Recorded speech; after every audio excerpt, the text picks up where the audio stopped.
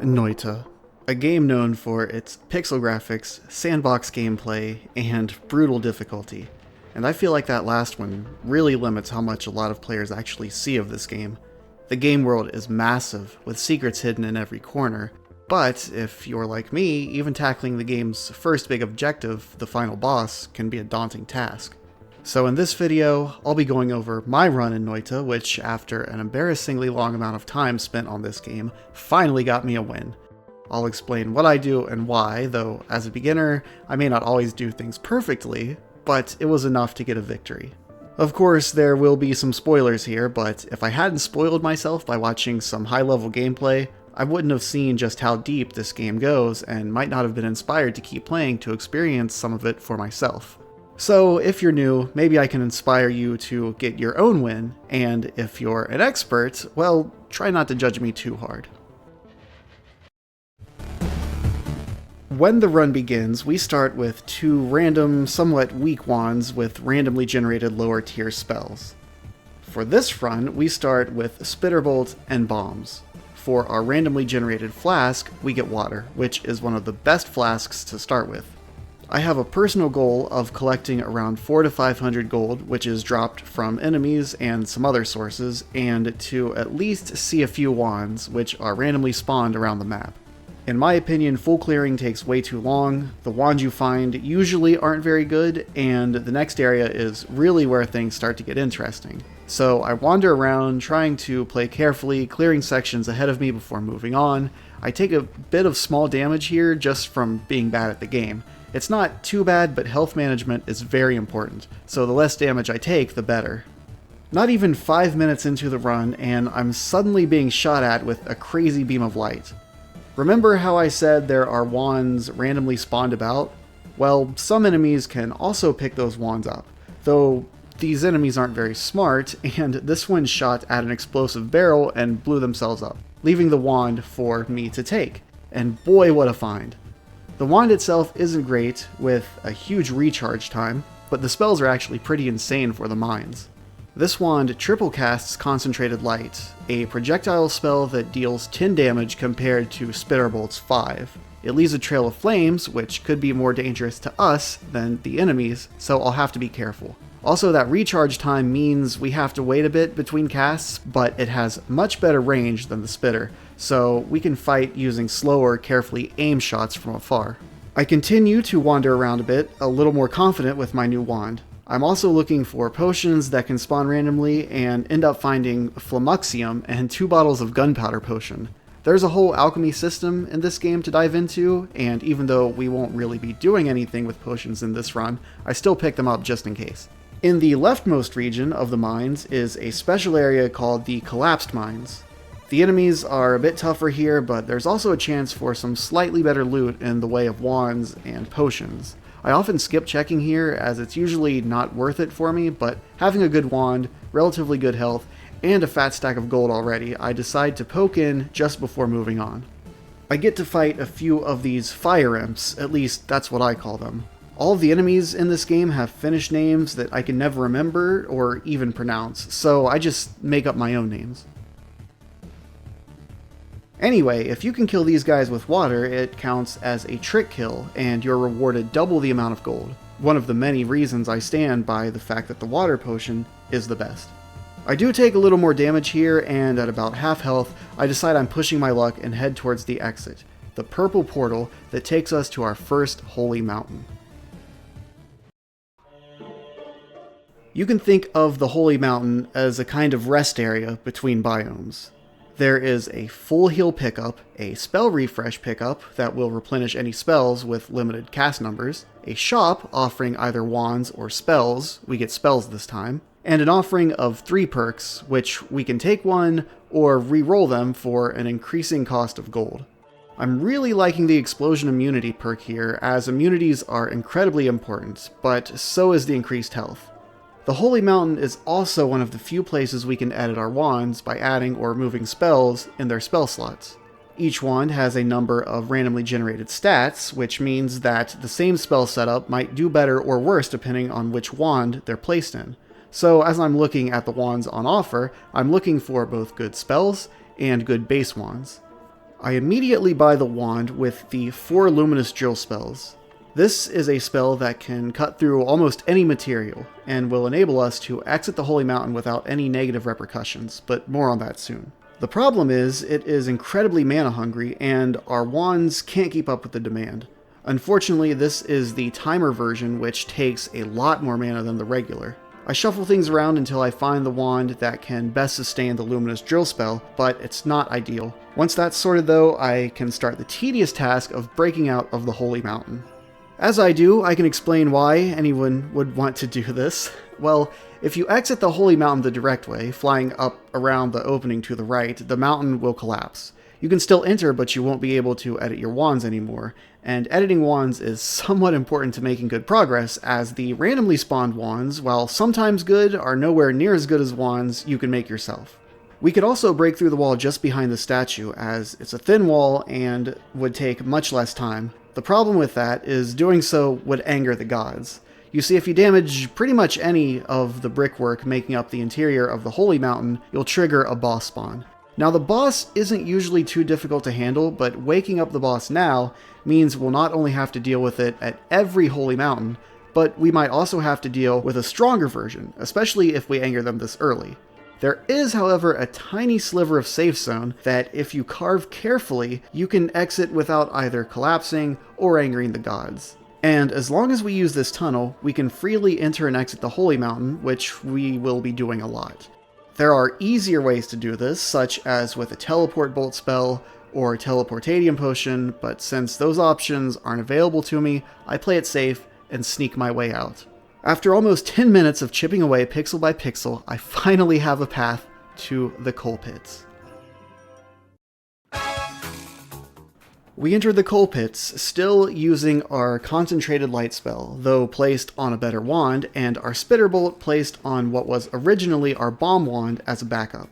I also have the luminous drill on our old spitter wand for some light digging if we need it, and almost immediately we find a wand with a very build-enabling spell, Chainsaw. By itself, we can use it to dig around. It's not as powerful as the drill, but it can dig through the soft ground of the coal pits and allows us to collect the gold patches in them. I head back to the mountain and try to build something, but I can't really at the moment with these wands, so I just continue exploring. I didn't take the full heal in the Holy Mountain, a little risky, but I do find an extra max health here, which means when I do take a full heal, I'll have even more.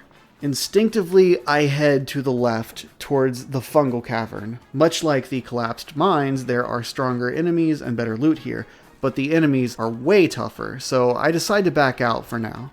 I find a shop, but not really sure what I could build here with these at the moment. At 38 health, I come back to the Holy Mountain and take the regen, health now sitting at 160. Each extra max health grants plus 25, and the full regen grants plus 10 itself. I usually end up spending a lot more time here, but after exploring a good portion of the map and having found very little, having good health but not quite good enough wands to explore the fungal caverns, I decide to take a chance and see what the next Holy Mountain has to offer. Once again, we have wands for sale, and once again we're offered an immunity. This time I take it without hesitation, as Toxic Sludge has caused me more than enough headaches in other runs. The wands here are slightly more interesting, as in theory, the further down you go, the better wands you see. I buy the Sail Wand. It's a 2 spell per cast wand, as well as a Shuffle Wand, which means it randomly selects which spell to cast instead of reading its spells left to right. This makes building with it a little weird for me, but since it has good stats, I figure I can just put the Luminous Drill on it to cast at a decent rate. We have to use the same trick to get out of the Holy Mountain again, and this new wand works so much better. It's still slow, but now it takes half as long to dig our way out. I drop down and start clearing, and start seeing wands right away. I take one of the first wands I find back to the Holy Mountain and put our concentrated light spell on it, only now with a spell modifier to make the projectiles move faster. It is very important to have quick projectiles in range in the snowy depths, as many enemies have this themselves, and close range combat here can be dangerous. I see what looks like an invisible enemy with a wand that shoots propane tanks. I take it out before it can do too much damage, but the discovery is overshadowed by my next find, this crazy looking wand with an insane capacity. I can't really use it as most of the stats aren't great, but I do see the Ping Pong Path spell modifier on it, which I happen to know can be another build-enabling spell if used correctly. The Teleport Bolt is nice too. For now, I just do some more exploring. There is actually a pretty good amount of wands all close to each other in this area. I'm again ambushed by an enemy who had picked up a wand and take a giant firebolt almost at point blank. When I see a wand with the add mana modifier, I don't hesitate in snatching it up. This unlocks a lot of possibilities. I round up all the wands I found and slowly lug them all back to the Holy Mountain. It takes a few trips as you can only carry 4 at a time, and I at least need to dedicate 1 wand to defend myself with. Perhaps if I knew more about each spell and had a better understanding of wand stats and such, I wouldn't need to bring everything back to play around with them, but this is what works for me. The downside is, it can take a while, but eventually I make it back with all of my new toys to play with. If it isn't already obvious, I'm not exactly an expert at building wands, so I'm not going to go into extreme detail about what I'm doing here, as not to confuse both of us, but I will try to give a general idea of what I'm doing. The first thing I want to do is make the Luminous Drill spell rapid fire, practically instant cast. To do so, we start with a wand that has a low recharge and delay stat, then put the spells in this order: Add Mana, Chainsaw, Double Cast, Luminous Drill.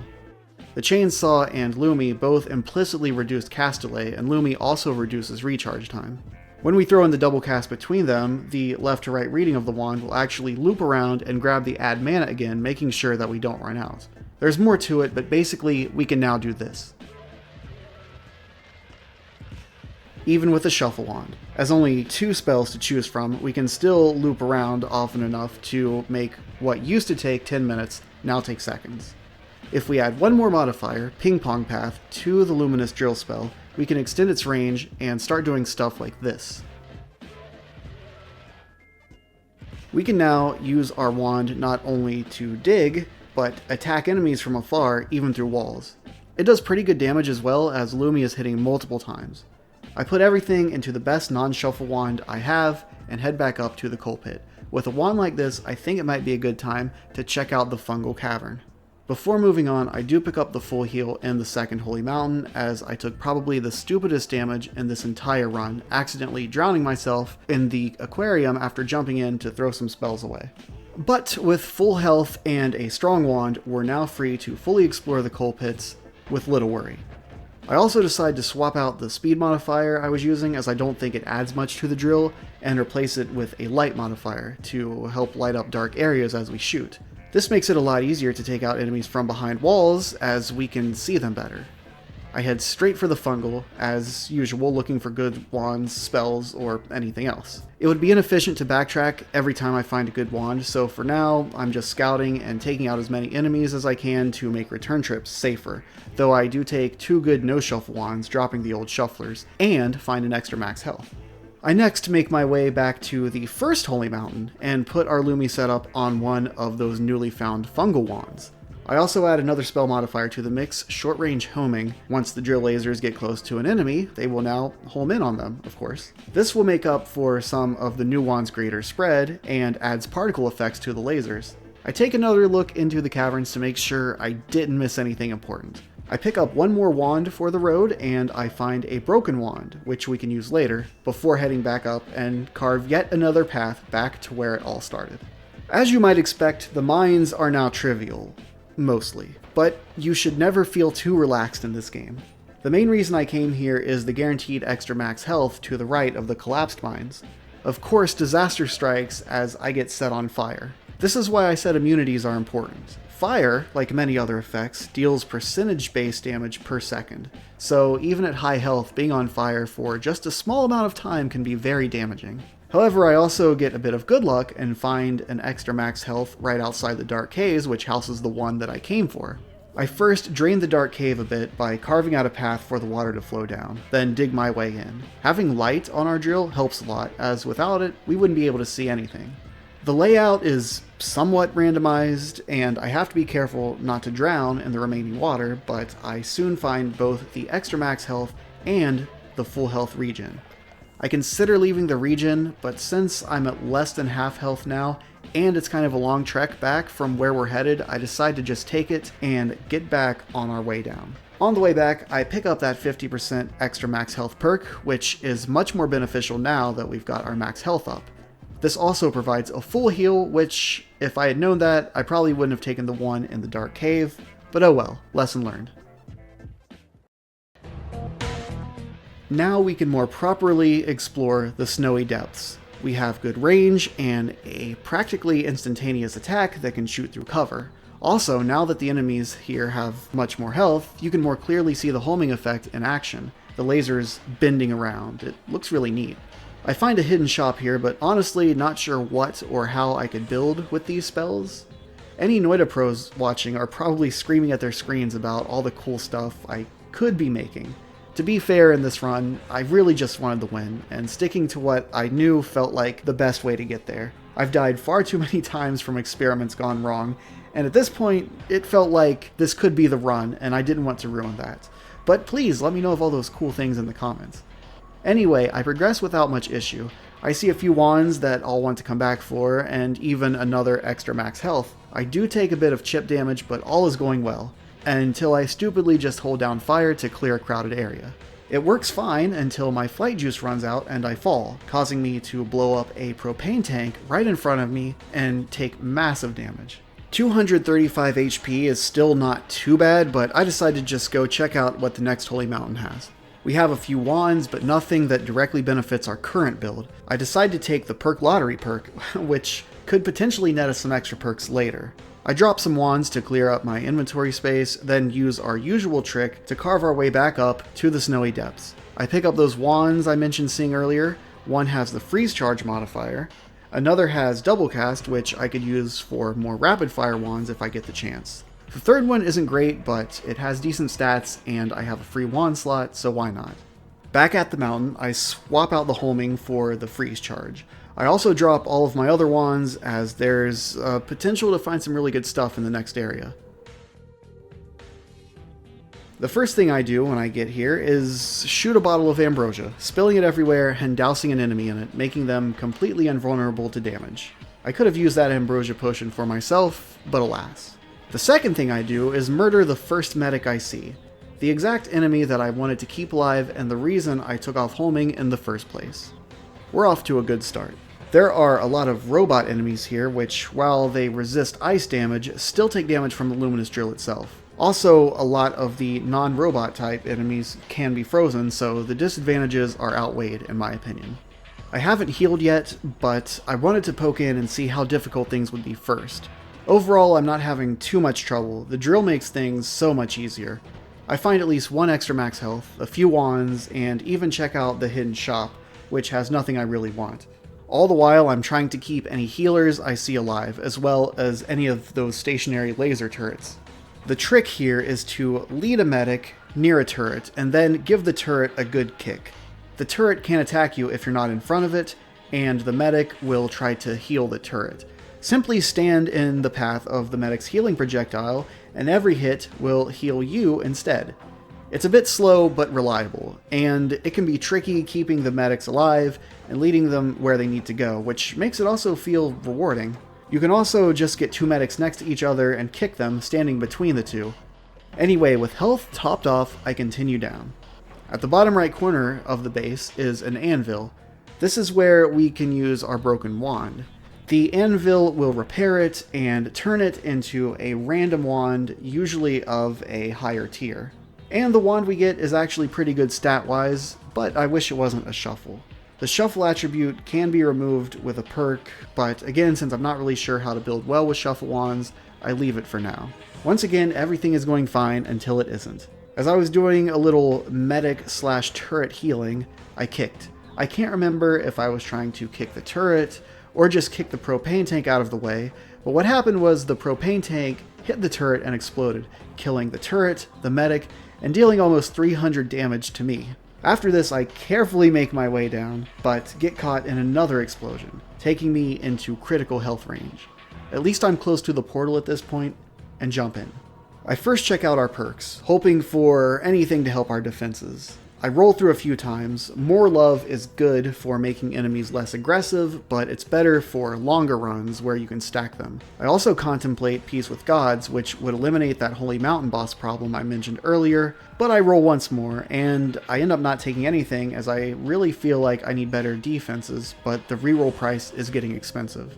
Earlier in the base, I got excited when I found a wand with Healing Bolt, but trying to use it here, I realized it's not that great without modifiers like Piercing. In fact, I try to beef it up with a Damage Plus modifier, but that doesn't work the way I thought it would and actually damages me. I end up just taking the full health regen. I also take the spell refresh to have the Healing Bolt at full just in case. I swap our drill into a new wand, one with insane mana recharge rate, but a little less max mana. It also has more spell slots, which lets me add in that damage plus here. Now I can head back up to the Hisi base and clear a little bit more. There's a turret right next to where we exit out from our Holy Mountain tunnel, so I spend some time cleaning up that area so we can quickly come back here and heal if we need to. And trust me, we'll need to. I go back and take that Anvil wand and use it as a kind of storage wand for now. I buy the damage field and quantum split spells from the shop and try to build with them, but the lack of max mana on our wand doesn't let me use both of them. I also try to set up in the Anvil wand, but it doesn't have enough mana either, or maybe I'm building it wrong. As I'm experimenting, the medic finds their way down, so I lead them back up and a few portals over where hopefully they can't follow. Anyway, I swap the drill back into the original wand, and I am able to cast it by removing the homing, but by doing so, I lose some of the range. In the end, I also remove Quantum Split. It's a cool spell, but I like my range. We drop into what is probably my favorite biome, the underground jungle. It's a nice change from the previous two areas, bright and colorful, large open areas, and great music. It's somewhat chill, honestly, or at least as chill as this game can get. We have full health, a good wand, and a way of healing if we get into any trouble, so I'm feeling pretty good going in. The jungle has a high rate of things that can start fires, and of course I forget to fill up my water flask. So it's not too long in that I'm down to half health already. This is good though, as it reminds me to play a bit more carefully. There's also a boss here that we can fight, the dragon, or Suomuhauki. Now, I've never actually fought this boss before, but I know it can offer some good rewards, and I'm feeling confident, especially since the dragon is vulnerable to freezing. I first head back up to the Hisi base for some heals, better to go in at full health. On my way back down, I of course forget to fill my water flask. I head to the right wall of the jungle and break into Dragon Cave. From here, I have to crack open the egg, then carefully step inside until I hit the spawn trigger. I shoot as I move in, and as soon as it spawns, it starts taking damage. I'm relieved when I see how quick its HP is depleting, and after only a matter of seconds, it's defeated. It drops a wand with insane stats, but the recharge time and 7 spells per cast make it unusable for me. It also drops a spell I've never seen before, Sawblade Orbit, but if I know anything about Saw Blades, it looks like it could kill the f*** out of me. It also drops an extra max health, which I hold off on picking up for now. Instead, I head back to the Holy Mountain and play around with my wand, swapping out Luminous Drill for Giant Spitter Bolt. Though it can't really dig, it does a lot more damage. I don't intend to permanently swap to it, just experimenting a little as I explore the jungle. I take some poison damage, which apparently my toxic immunity doesn't prevent. I also take more fire damage, switching to my flask in vain as I realize it's still empty. I poke into the Killer. which is kind of what the collapse mines and fungal caverns are to their respective biomes, but I know far less about this area, except that it can be dangerous, so I peace out after looking at a single wand. The jungle also has a kind of mini fungal area, but there's nothing really of note on this run. Near the bottom of the biome, I see another bottle of broken ambrosia. There's also all kinds of worm damage, which could be trouble. I did see a Heartbreaker, or Haavoittajamestari. which I potentially could have used to gain a ridiculous amount of max HP, but I accidentally killed it. So instead, I decide to just collect all the extra max healths I've seen so far, 3 or 4 I think it was, and then head back to our medic for some more heals. On this pass, I swap my Luminous Drill back in and move on, again forgetting to fill my flask. From here, I head straight down to the next area. When I enter the next Holy Mountain, I do finally fill my flask, but I'm greeted with the message, "You have angered the gods." That's what I meant about the worms being trouble. It doesn't matter how the Holy Mountain is damaged, even if something else does it, like worms, the gods still blame you. And we can clearly see the worm damage here. So now we have to deal with Steven. He catches me off guard and gets a good shot in, but we can freeze him and do a lot of damage. We will have to fight him in every subsequent Holy Mountain from now on, but because it's so late in the game, we shouldn't have to deal with his much stronger big brother Scott. Once he's dealt with, I roll perks until I'm out of gold, still not happy with any of them. I also don't have to dig my way out like this. Now that the gods are angered, it doesn't really matter, but why break tradition now? It'll also give us a head start if we need to dig back up to the jungle, and I don't want to be tempted to accidentally collapse the mountain. Upon entering the vault, we get another fun message: the air smells ionized. This is one of several modifiers that can randomly be applied to biomes, this one giving us some nice laser traps and electric obstacles. Electricity is of course incredibly dangerous in this game. The vault is similar to the Hisi base, the layout is a bit more open, and there are some new enemies here. There are more robot type enemies, which means a lot of oil and fire. The strategy for progression here is also similar to the base: make sure an area is cleared before moving into it. The laser is still extremely good for all of the same reasons here too. I had a mishap with something that looked like scenery to me that actually exploded into freezing vapors. It was also hard to see because my freezing charge had covered it in snow. I press on and find another mini fungal area, just like in the jungle, and an extra max health. This fungal area actually feels relatively less dangerous. I get into a potentially deadly situation from knockback, stun, and vapors, but I survive by catching the edge of a rock face. I continue to take bits of damage here and there, and by the time I reach the bottom, I'm at nearly a third health, which even at 210 does not feel comfortable to me at all. My goal here wasn't to explore, it was just to make it through. I clear out a little bit of space around the portals as I plan on coming back this way to visit my old friend, the medic. I drop into the penultimate Holy Mountain. There are some good spells on offer, but I don't have much gold.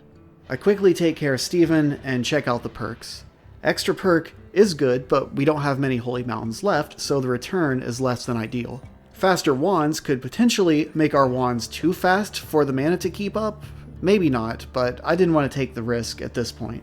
Again, we dig back up. I try to backtrack through the path that I took to get here to fully kill everything and make it safe just in case we have to make this trip multiple times. It's especially risky as I didn't take the full heal at the Holy Mountain, but I want that to be there for when we enter the art, as backtracking all the way to the Hisi base already takes a really long time as we don't have a super fast method of doing so.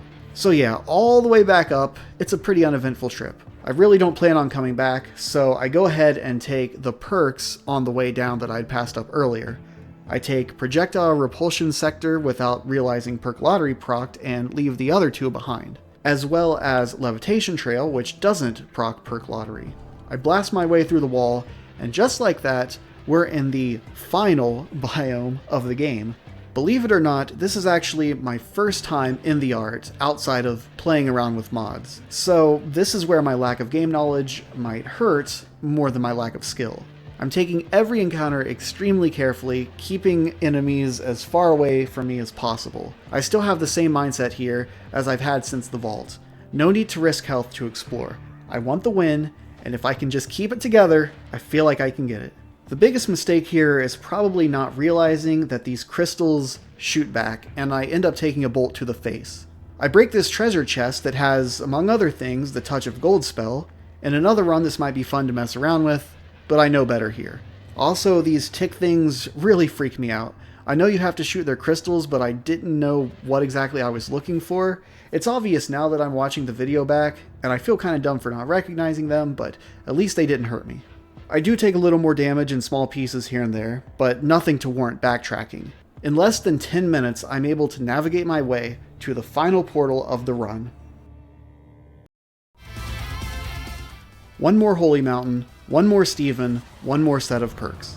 I take Living on the Edge. Who knows, it might come in clutch if the boss gives me trouble. Perk Lottery procs, so I take Trick Greed. It procs again, so I take Spontaneous Generation, because why not? I originally avoided it at first because I didn't know how I would get Vomit, but a flask of Vomit spawns when you take the perk. There are some spells here that I couldn't afford even if I wanted them. I take the regen pick up the vomit flask, and proceed into the arena. First, I toss out the flask to flood the arena with vomit, as all good fights should start with. I grab the glowing gear thing, the Sampo, and the fight begins. The rats do a little damage, but the laser absolutely melts its health bar. It's over almost as fast as the dragon fight was. Now, this might seem a bit anticlimactic, but for me, this felt so good, in a more about the journey than the destination type of way. The challenge was about overcoming everything else up to this point. The boss fight, just a formality. I enter the portal, place the Sampo, and revel in the fact that I've finally beaten the tutorial of Noita.